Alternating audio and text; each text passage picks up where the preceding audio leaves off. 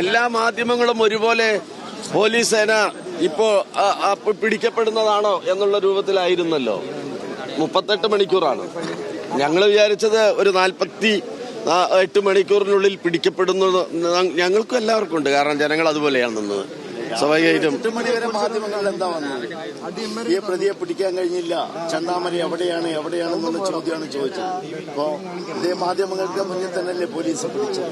അതൊരു വലിയ കാര്യം തന്നെയല്ലേ. ശരി കേട്ടോ, ഇത് നിയമത്തിന്റെ മുന്നിൽ കൊണ്ടുവരിക. അല്ലാതെ ജയിലില് മറ്റേ തുറങ്കലടക്കപ്പെട്ട പ്രതിയെ പോയിട്ട് നമുക്കിപ്പോ എന്ത് ചെയ്യാൻ പറ്റുന്ന?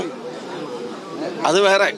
നിയമപരമായിട്ട് അയാളെ പരമാവധി ശിക്ഷ എന്താണ്, തൂക്കിക്കൊല്ലലാണെങ്കിൽ അതുവരെ മേടിച്ചു കൊടുക്കാൻ ആവശ്യമായ പോലീസ് നിയമ സംവിധാനത്തിനോട് ഇവിടുത്തെ മുഴുവൻ ജനങ്ങളും ഒറ്റക്കെട്ടായി ഒരുമിച്ചുണ്ടാവും. പ്രതിയെ പിടിച്ചിട്ടുണ്ട്. പക്ഷേ ഈ പെൺകുട്ടികളുടെ ഒരു സുരക്ഷ, അവരുടെ ഒരു ഭാവി, അത് നമുക്ക് ഞങ്ങൾ പറഞ്ഞല്ലോ.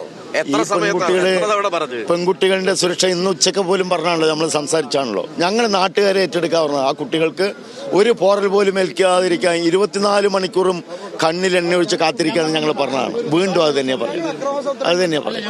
പിന്നെ ആശങ്കയോടുകൊണ്ട് കണ്ടിരുന്ന ആളിപ്പോ ഉള്ളിലാണല്ലോ. അയാൾ പിന്നെ ഉള്ളിൽ നിന്ന് പുറത്ത് ചാടുമ്പോ അപ്പൊ നമുക്ക് നോക്കാം, ബാക്കി ഉണ്ടാവും.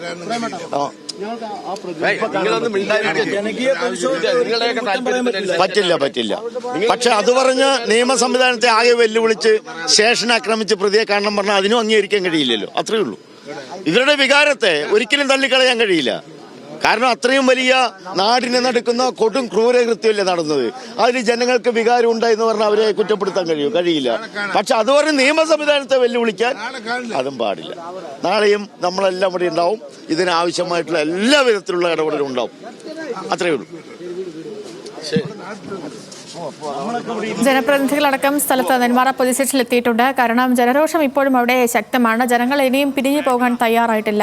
ഈ ചെന്താമരയെ ഇന്നിനി സ്റ്റേഷന് പുറത്തേക്ക് ഇറക്കുന്ന ഒരു നടപടിക്രമങ്ങളും ഉണ്ടാകില്ല. എങ്കിലും ജനങ്ങൾ അവിടെ നിന്ന് പിരിഞ്ഞു പോയിട്ടില്ല. ഇനി ആ ജനരോഷം തണുപ്പിക്കണമെങ്കിൽ ജനപ്രതിനിധികളുടെ ഇടപെടലാണ് അനിവാര്യമായി തീരുക. അവർ ജനങ്ങളോട് ഇനി കാര്യങ്ങളൊക്കെ പറഞ്ഞ് മനസ്സിലാക്കി അവരെ അനുനയിപ്പിച്ച് തിരികെ വീടുകളിലേക്ക് അയക്കണമെങ്കിൽ മാത്രമേ ആ ഒരു ഈ ജനരോഷം തണുപ്പിക്കാൻ കഴിയുകയുള്ളൂ. പോലീസ് സേനയ്ക്ക് ഇതിൽ ഇടപെടുന്നതിൽ പരിമിതികൾ ഒരുപാടുണ്ട്.